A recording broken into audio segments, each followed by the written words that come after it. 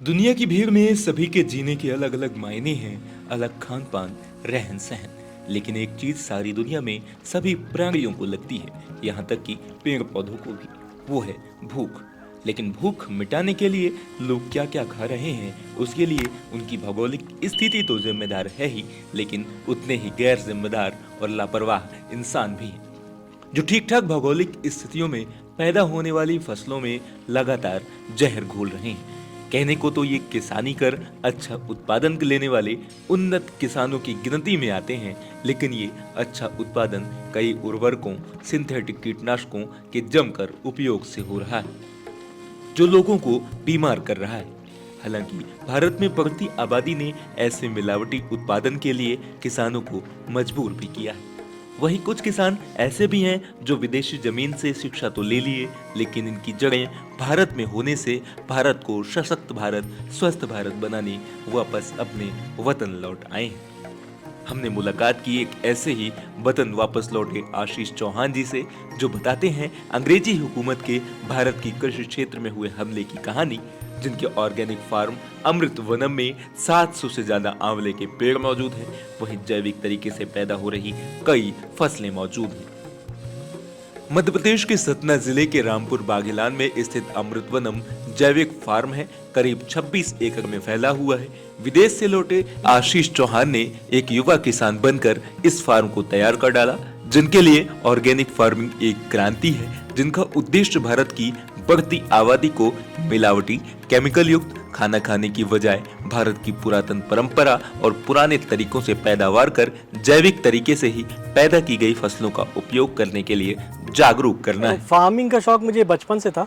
जब मैं छोटा था तो मेरे जो दादा थे वो किसानी बहुत मेहनत से करते थे, तो उनको देख के मैं हमेशा सोचता था कि मुझे भविष्य में यही बनना है। पर उस समय ये कहा जाता था कि पढ़ लिख के तुम क्या खेती करोगे, तो उस समय वो हुआ नहीं। फिर बाद में मेरे पिताजी को बहुत शौक़ है जैविक कृषि का, वो फॉरेस्ट ऑफिसर थे, तो उन्होंने बहुत सपोर्ट दिया और उन्होंने कहा अगर करना चाहते हो तो शुरू करो। अब मैंने MBA जो है स्विस बिजनेस स्कूल से किया था, और मैंने जो मेरी कंपनी स्टार्ट की थी वो जर्मनी में स्टार्ट की थी।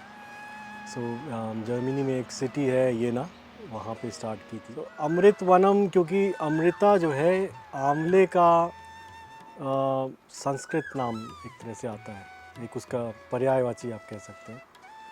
तो क्योंकि यहाँ सबसे ज़्यादा आंवले के पेड़ हैं, लगभग 700-800 आंवले के पेड़ लगे हुए हैं इस पूरे फार्म में, इसलिए इसका नाम अमृत वनम है। भोजन की बढ़ती मांग के साथ किसान उत्पादन बढ़ाने के लिए असंतुलित तरीके से व्यापक उर्वरकों और कीटनाशकों का इस्तेमाल कर रहे हैं। उर्वरकों का ये असंतुलित और अनावश्यक उपयोग भारतीय कृषि क्षेत्र में व्यापक परिवर्तन ला रहा है। मिट्टी की उर्वरा शक्ति धीरे धीरे समाप्त हो रही है, और ये उर्वरकों और कीटनाशकों का बढ़ता इस्तेमाल लोगों को बीमार भी करता जा रहा है।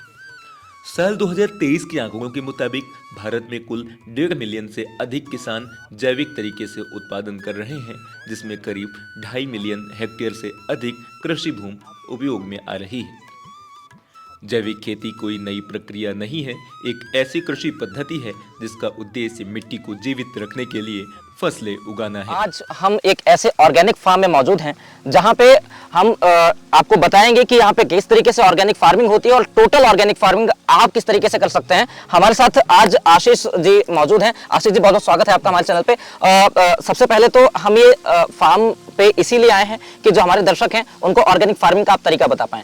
आप किस तरीके से इस ऑर्गेनिक फार्म को रन कर रहे हैं, उसका प्रोडक्शन क्या है, किस तरीके से आज की जो दुनिया है, भागती दौड़ती दुनिया है, फास्ट फूड, कॉन्टिनेंटल चाइनीज खाने वाली दुनिया है, वो ऑर्गेनिक तरीके से फार्मिंग करके और अपने शरीर को जो जरूरत है उस तरीके के खाने को खाए, या ऐसे प्लास्टिक की जो दाल चावल, लोग कहते हैं कि प्लास्टिक की दाल चावल लोग खा रहे हैं, या पॉलिश दालें खा रहे हैं, या चाइना से इंपोर्टेड चावल आता है वो भी खा रहे हैं। तो उस तरीके के खाने को ना खा करके जो शरीर के लिए जरूरत है, जो शरीर के लिए जरूरी है, उस तरीके का खाना खाएं। इसीलिए हम आपके फार्म में आज आए हुए हैं। और आप अपनी जर्नी, आप किस तरीके से फार्मिंग कर रहे हैं, लोगों को किस तरीके से ऑर्गेनिक फार्मिंग की ओर बढ़ना चाहिए, ये सारी चीजें आप बता दीजिए। देखिए, चाइनीज़ तो बहुत दूर की बात है, आप जो अपने यहाँ ही बाज़ार से खरीद के खाते हैं जी, वो ही बहुत हद तक नुकसानदायक चीज़ है। बिल्कुल। वाइट राइस जो आप खाते हैं, एकदम चमकता सफ़ेद चावल जो है, हाँ जी, चावल सफ़ेद इतना चमकना नहीं चाहिए आपका। बिल्कुल। ठीक है, ना ही आपकी दाल जो हर दाना बराबर है। आप ये सोचिए कि हम सारे जो इंसान हैं एक बराबर नहीं है, तो दाल का हर दाना बराबर कैसे हो सकता कैसे हो सकता है? बिल्कुल। है? तो वो नहीं हो सकता। वो मशीन से उसको काट के शेप किया जाता है, उसको उतना घिस दिया जाता है कि वो शेप में आ जाए। तो आप जो उसकी ब्यूटी ऑफ फूड है वो उस पर ना जाएं कि वो कितना सुंदर दिख रहा है या कितने अच्छे से पैक बिल्कुल, किया हुआ है, बिल्कुल। उस पर ना जाएं। आप उसकी जगह नेचुरली ग्रोन हो, नेचुरल शेप में हो। जैसे अरहर की दाल जब आप खाते हैं तो एक्सेसिव अरहर की दाल ही ना खाएं। ऑर्गेनिक नहीं, कोई भी दाल आप जो है बैलेंस खाएं। आप अरहर भी खाएं, मूंग भी खाएं, उड़द भी खाएं, आपकी मसूर भी खाएं। आपको बैलेंस होना चाहिए। अपने खासकर इस क्षेत्र में जो है ज़्यादातर लोग रोज़ दाल चावल खाते हैं, अरहर की दाल। अल्टीमेटली उससे क्या होगा, आपके शरीर में सिर्फ वो 2 न्यूट्रिएंट्स बहुत ज़्यादा हो जाएंगे, बाकी का इम्बैलेंस हो जाएगा। तो आपके जो बाकी चीज़ें हैं, जैसे कि अभी आपको सबसे ज़्यादा मुनगा खाना चाहिए। और मुनगा के आप लीव से लेके मुनगे तक सब खाना चाहिए। अब जैसे कढ़ी है तो आप कढ़ी जो है अब किससे बनने लगी कि पकौड़े की कढ़ी खाते हैं तो प्याज की कढ़ी खाते हैं, आलू की कढ़ी। पर कढ़ी जो है मुनगे की ही बननी चाहिए। जो आपको हेल्थ बेनिफिट है या जो आपको बेस ट्रेडिशनल कढ़ी है वो मुनगे की है। ये बाकी जो आप मॉडर्नाइज्ड हैं ये आपके रूट से भी नहीं है, ना ही आपके हेल्थ के लिए। टमाटर में सबसे ज़्यादा कीड़े लगते हैं। उसको बचाने के लिए किसान क्या करेगा, एक्सेसिव पेस्टिसाइड इंसेक्टिसाइड डालें। तो गर्मी में आप टमाटर नहीं खाइए, कम खाइए, या फिर ऑर्गेनिक ढूंढ के खाइए जहाँ मिल सकता है। मैं खुद प्रोड्यूस करता हूँ, लेकिन मुझे पता है कि कितना डिफ़िकल्ट है। एक साधारण किसान जिसके पास बहुत सारे काम हैं वो नहीं कर सकता उतनी मेहनत। ब्यूटी ऑफ फूड पे ना जाके क्वालिटी ऑफ फूड हाँ, का चयन करें, करेक्ट। तब आप ज़्यादा बेहतर तरीके से जीवन यापन कर पाएंगे। और जो तरह तरह की बीमारियां आ रही हैं, कम एज में लोगों को नई नई बीमारियां आ रही हैं, लग रही हैं, वो कम होंगी धीरे धीरे। अच्छा, ये बताइए कि आपके फार्म में किस तरीके की ऑर्गेनिक फार्मिंग होती है? क्या क्या ऑर्गेनिक तरीके से आप फसलें पैदा कर रहे हैं? तो ये एक पर्माकल्चर कॉन्सेप्ट है या मल्टी क्रॉपिंग कॉन्सेप्ट है। तो इसमें तरह तरह के मिलेट्स हम करते हैं। कोदो से शुरुआत की थी और हमने जौ भी किया है और हमने रागी का भी एक्सपेरिमेंट किया है। और यहाँ पे इस साल हम हल्दी भी हमने की है, अदरक की है, करैल किया है और लहसुन प्याज ये सब तो है ही। अरबी की खेती करते हैं, सूरन की खेती करते हैं, अंडरग्राउंड प्रोडक्ट्स की बहुत खेती करते हैं। फिर मूंग है, उड़द है, इन सब की है। और रेगुलर जो गेहूँ धान है उसकी भी होती है, लेकिन वो लिमिटेड क्वांटिटी में 3 से 4 एकड़ 5 एकड़ के अंदर ही हम बिल्कुल उसको करते हैं, इससे ज़्यादा नहीं करते उसको। और रोटेशन करते रहते हैं उनका। जिसमें अभी गेहूँ किया है तो अगली बार उसमें गेहूँ नहीं करेंगे, उसमें शायद अरहर हम बो दें। तो इस तरह से हम रोटेट कर देते हैं। एक तरीके से जिस खेत पे आपने एक बार गेहूं की खेती कर ली है, उस पे आप फसल बदल देते हैं। उससे फायदा क्या होता है? तो उससे जैसे अब अगर गेहूँ हो गया और धान हो गई तो उसके बाद नेक्स्ट उसमें अरहर कर दी, तो अरहर नाइट्रोजन फिक्सिंग करती है। तो सॉइल की जो नाइट्रोजन रिक्वायरमेंट है वो नेचुरली फुलफिल हो गई। आपको ये NPK और ये सब नहीं डालने की ज़रूरत पड़ेगी। और उस सॉइल को रोटेशन होने से उसके जो न्यूट्रिएंट्स हैं बैलेंस हो जाते हैं। जो अरहर को बढ़ने के लिए न्यूट्रिएंट्स चाहिए वो गेहूँ से अलग है। तो जब अरहर बढ़ रही है तो गेहूँ वाले न्यूट्रिएंट्स रिस्टोर हो जाते हैं। बिल्कुल। अगर आप दोबारा उसमें गेहूँ डालेंगे तो अपने आप वो नहीं होगा, फिर आपको उसमें कुछ डालना पड़ेगा कि वो हो सके। तो दैट इज़ वाई आपके सारे ये जो पेस्टिस ये आपके DAP और यूरिया होता है वो वही करता है कि ज़मीन के कितने भी नीचे, यानी बहुत नीचे तो नहीं, हालांकि 4-6 इंच के नीचे ही सब कुछ होता है, उसके नीचे कुछ नहीं होता। तो कि जो नीचे का है वो बहुत तेज़ी से ऊपर खींच देता है। तो उससे क्या होता है कि जो न्यूट्रिएंट जितना भी फट से आ गया, मेरी गेहूँ अभी बढ़ गई, लेकिन कुछ समय बाद वो प्रोडक्शन कम होने लगेगी। किसान के लिए भी, मार्केट के लिए भी, देश के लिए भी कम होगी। और अल्टीमेटली आप जो खाएंगे वो उसमें और ज़्यादा यूरिया डालना पड़ेगा उसको। अगर मैं आज 1 किलो डाल रहा हूँ तो आपको अगले साल 2 किलो डालूँगा, 5 किलो डालूँगा, ऐसे बढ़ता ही जाएगा। ये कोदो है तो 2 साल पहले मेरे पास कोदो जब था तो उसकी डिमांड ही नहीं थी। मैं 30-40 रुपए भी देने को कहता था तो लोग बोलते थे अरे कौन खाएगा, ये नहीं खाएगा। लेकिन अभी ये हालत है कि मेरे पास स्टॉक ख़त्म हो गया इस साल का पूरा, और अगले साल के लिए लोग मांग रहे हैं कि आप मेरे नाम पे इतना रख लेना, 50 किलो मुझे चाहिए, 20 किलो मुझे चाहिए। इस तरह से कम 7-8 लोगों ने अपने नाम लिखा गए हैं। जैसे ही हो जाए तो बेसिकली आप ये सोचिए कि अभी अप्रैल है और अक्टूबर नवंबर का मेरे पास मार्केट ऑलरेडी है। है। यानी ये ऑर्गेनिक फार्मिंग की खासियत है कि लोग जिन लोगों को समझ बढ़ रही है वो लोग उस महत्वता को समझ रहे हैं और आगे आकर के आपके पास जैसे आपने बताया नाम लिखा करके जा रहे हैं। ये जैसे ये शिव पूजन है, ये हमारे फार्म को पूरा अच्छा। मैनेजमेंट करते हैं। तो गाजर के बारे में ये बताएंगे कि ये गाजर का किस तरह से हमारी डिमांड थी। ये गाजर मैन हो गए हैं रामपुर के। अच्छा। हर कोई इनसे गाजर पूछता है। अच्छा, कैसा रिस्पांस है जो ऑर्गेनिक तरीके से देसी तरीकों से खेती हो रही है? बहुत ज़्यादा। ये जो यहाँ से जब ले जाते हैं तो पूछते हैं लोग कि रामपुर में जाते हैं जैसे तो बोलते हैं कैसे इसको इतना लंबा, बहुत सारे लंबे लंबे एक एक हाथ के गाजर हमने तैयार किया। अच्छा। तो जब वहाँ ले गए तो बोले कि ये बिना खाद के है, ये जैविक है, हम खाद के रसायन इसमें नहीं मिला। हाँ, तो रासायनिक खादें नहीं मिली हुई हैं, ऑर्गेनिक तरीके से पूरा पैदा हुआ। जी हाँ। तो वही यहाँ हम एक ट्रॉली, छोटी सी हमारी ट्रॉली है, ये ऑटो का है, तो उसमें हम फुल ट्रॉली लेके जाते थे। 2 घंटे में हम पूरा ऐसे पूरे बाजार में जाके बेच आते थे और सब लोग ले लेते थे और सब यही बोलते हैं कि बहुत अच्छा टेस्ट है आपके गाजर का। अभी भी ये जाते हैं रामपुर मार्केट में तो पूछते हैं कि भैया गाजर लेके आओ, सब्जी हमको वहाँ के अपने फार्म हाउस के लेके आओ। आशीष जी चलते हैं, आपने गेहूं का जिक्र किया था, जी। जरा उस पर बात कर लेते हैं। किस तरीके से वो आपने बताया था कि वो अंग्रेजों के ज़माने में गेहूं लेकर के आए थे और आज जो आप इस्तेमाल कर रहे हो हमारे पूर्वजों का गेहूं है, किस हाँ। तरीके से उस पर बात कर लेते हैं।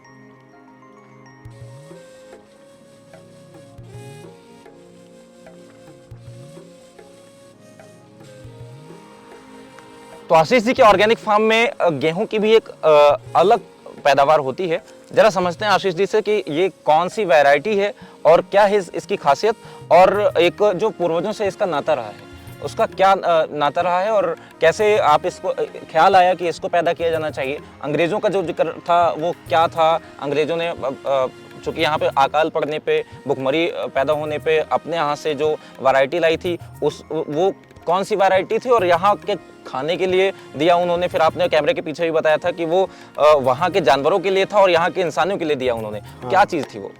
तो आई थिंक 1960s या 70s में जब एक बहुत भयंकर अकाल आया था हमारे देश में, बहुत ज़्यादा भुखमरी हो गई थी, तो अमेरिकन्स ने गेहूँ जो उनके यहाँ जानवरों को खिलाया जाता था, बिल्कुल, वो यहाँ पे भेजा था।